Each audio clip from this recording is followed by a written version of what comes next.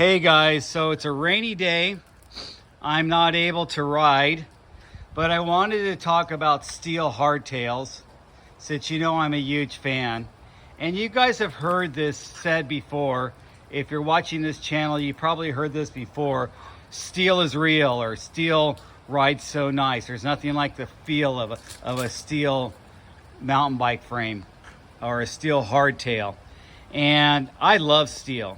And I think Esker just hit it out of the park with their steel. The reason I bought my single speed, when I already had a titanium single speed, although it was rigid, and I didn't want to rake it out with a fork, I ended up getting another single speed and building up this one with the steel because it just is so nice.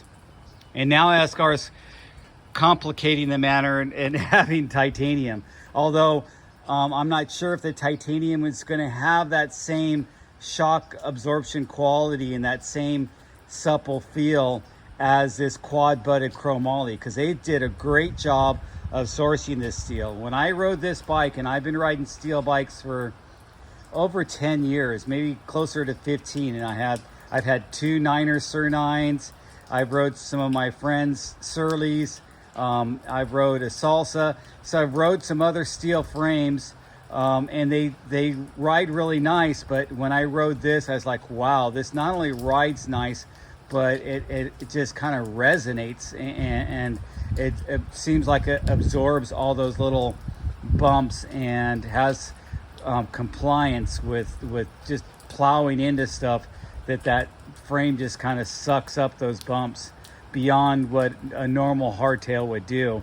I wasn't ping-ponged around like I have been with aluminum frames or carbon frames.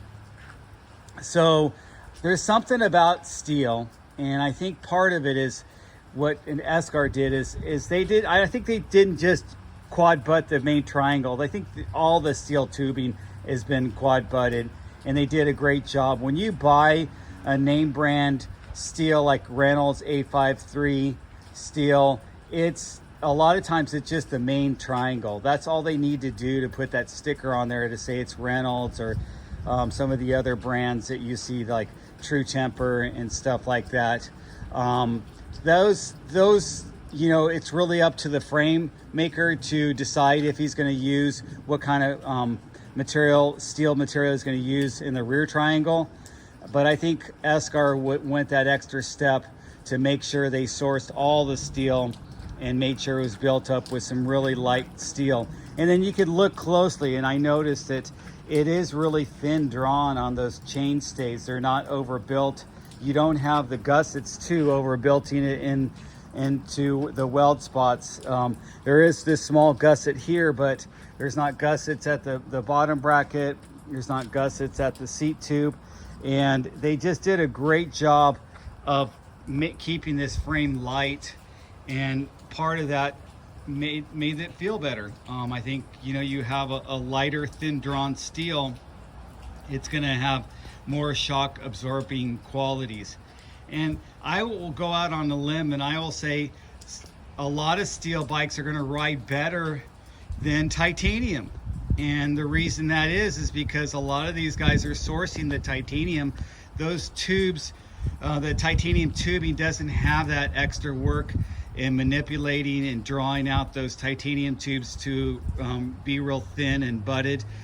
So they end up with maybe double butted, but it's double butted at the manufacturer. It's not really thin drawn and butted way up. So you could butt a frame where it's just butted right here, but then it's really thin in between, and doing that type of manipulation to the tubing costs a lot of money and takes some time. And so I'm not sure some of these manufacturers that are just sourcing their tubing from who knows where, if they've taken the time to get that proper tubing to really make a bike feel better. And I think Esker did a great job of finding that resource to do that, and sourcing those tubing and getting that built up for them. But I don't think a lot of times people that are selling titanium are going to that extra, you know, trouble to get really nice tubing. And I've had a cheap titanium frame and I've had an expensive. You guys have seen my 7. Now, obviously those are expensive titanium frames where they work on the tubing themselves, but I've had cheap titanium frames and they didn't even ride that good. They were light, sure, they were a little bit lighter. I mean, maybe a pound lighter than this frame, maybe 2 pounds at the most. I mean, if I have a real heavy steel frame. This frame comes in around 6 pounds, a little bit below. And this, I think this frame is right around the 6 pound mark. So they're not light, whereas the titanium frame, my 7 titanium hardtail is 3 pounds. So it's half the weight, but that's their ultra butted titanium. I think the regular titanium frame, double butted frames usually come in around 4.5 pounds. But I've seen some titanium frames at the 5 pound mark, and you can get a lightweight steel frame at the 5 pound mark. So think about that. If weight is your biggest concern, sure, go with aluminum or carbon fiber. Titanium probably isn't your best choice for super lightweight. You would need to go aluminum or carbon fiber. But the essence of this video is saying, why is steel hardtail frames just so revered, and why people like steel frames. And when you pull up to the trail with your buddies and they see you're riding your steel hardtail, they're going, oh, that's steel, that's nice. I mean, if they've never seen it, or they go like, yeah, I really like a steel frame. I remember having a steel frame. So you'll get some nostalgia and stuff like that. So steel has been resourced for mountain bike frames for years. And do yourself a favor, at least once in your life, probably you would want to build up a nice steel hardtail frame. Put some big fat tires. I put some tires here. I was going to talk a little bit about that.